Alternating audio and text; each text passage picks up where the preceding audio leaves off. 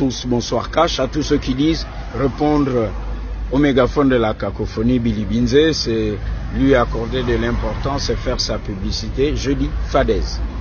Dans un pays sérieux, on réfléchit, on phosphore et ceux qui ont quelque chose à dire viennent sur la place publique. Et ce qui manque chez nous, ce sont les débats. Mais pourquoi n'y a-t-il pas de débat? Parce que pour apporter la lumière, il faut aussi soi-même porteur de lumière. Nous disons, si vous avez quelque chose à dire, ben, venez sur la place publique.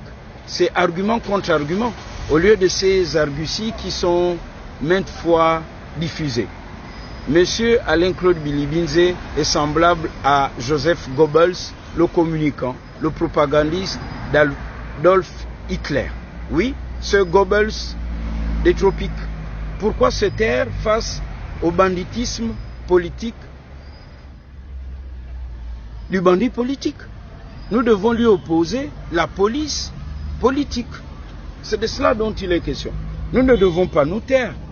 Se taire, c'est lui accorder du crédit et faire croire aux partenaires du Gabon, à tous ceux qui sont hors du Gabon, qui malheureusement commencent à penser que, mais dans ce Gabon, n'y a-t-il pas d'autres hommes compétents, plus courageux, parce qu'il faut faire la différence entre être téméraire et courageux. N'y a-t-il pas d'autres Gabonais pour s'opposer à Oligui Nguema que ce monsieur Billy Binze? Vous pensez que d'autres personnes ne réfléchissent que sous couvert de Billy Binze pour dire « Ah ben ce qu'il a dit c'est vrai, on est avant la fin de la transition et qu'il profite des failles pour, en réalité, comme on le dit si bien chez nous les Bantous, que cet enfant cherche la bagarre ou il cherche à mourir dans les bras de quelqu'un. » N'y a-t-il personne au Gabon pour être opposant d'Oligui Nguema que ce Billy Binze? Mais observez bien sa trajectoire politique. Ce monsieur n'a jamais agi, il est toujours agi. On l'a toujours pistonné et droné. Sous médecin Krombessi, il est conseiller à la présidence, on le sort de là, on en fait un ministre. Il va s'aplatir devant la GEV, il devient, je crois, ministre d'État. Et il va se mettre à genoux devant la Young Team, un des membres influents de la Young Team, pour devenir Premier ministre.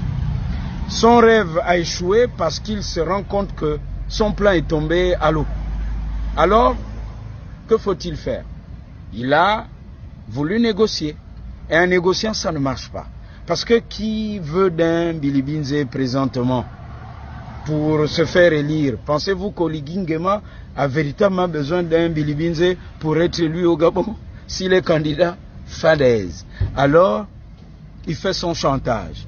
Il est l'épouvantail d'un réseau, on le sait, parce que ce monsieur n'a jamais réfléchi par lui-même. Il se fait toujours pistonner. Dévot, servile du pouvoir déchu. Monsieur Ali Bongo, quand il récupère le Gabon, tout le monde le sait, le Fonds des générations futures a un portefeuille bien garni. La dette du Gabon est pratiquement réglée. Alors, se constitue ce que j'appelle le club des architectes de la destruction du Gabon. On est passé de l'agence des grands travaux, souvenez-vous, qui ont phagocyté les budgets de l'administration gabonaise. Et par la suite, tout le monde connaît les conséquences. Ce monsieur, pensez-vous qu'il est là pour l'intérêt des Gabonais? Nous disons à ceux qui le suivent, suivez-le, mais ne vous plaignez pas demain. N'y a-t-il personne au Gabon pour être opposant au Oligui Nguema, même vous-même qui le soutenez? Ne pouvez-vous pas, si tant est qu'il faut agir sur le terrain politique, s'opposer à lui? Je n'ai pas dit qu'il est à l'origine de tous les maux et tous les péchés du Gabon, non.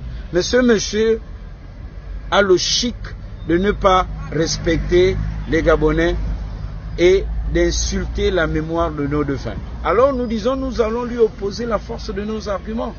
Oui, comme son livre qui n'a pas d'adresse au niveau d'édition, qui plus est, semble-t-il, serait dans la collection Leader d'Afrique. Allez taper le code barre de ce livre ou la maison d'édition Afrique Presse.Paris. Vous ne verrez aucun catalogue. Quand vous tapez son nom, on ne vous présentera nullement la couverture de son livre. Il est en auto-édition dans une maison d'édition en fait qui n'existe encore que de nom. Une maison d'édition certainement qui va être mise en place dans les semaines ou les mois à venir. il est en permanence dans le faux. C'est de cela dont il est question. Opposé à ce que je dis, des arguments. Mais pourquoi je parle de lui? Parce que je sais que c'est le danger de notre vivre ensemble. Il est en permanence dans le monologue et il cherche la bagarre. Alors nous disons au président de la transition, si vous hésitez, si autour de vous il y a un camp qui dit laissez-le parler, en tout cas il ne dit rien, ce n'est pas une menace. C'est une erreur, car nous sommes dans une guerre de communication. Plus le mensonge est gros, plus le peuple va y croire. Un peu comme Goebbels sous les nazis. Plus le mensonge est gros, la propagande nazie a pris du temps. Mais ce monsieur marche un peu sous la pluie. Car quand vous marchez sous la pluie, chaque fois que vous marchez, les gouttes d'eau effacent les empreintes de vos pieds. Oui, ce monsieur ne laissera aucune empreinte. Car il sait qu'au chômage qu'il est en ce moment, s'il y a 7 ans, premier mandat, 14 ans, deuxième mandat, ajouté à son âge, il n'existera plus. Alors, il fait le chantage parce qu'il cherchait autre chose qu'il n'a pas trouvé. Mais nous trouverons, nous, sur notre chemin, armés de lucidité et de discernement de façon cash.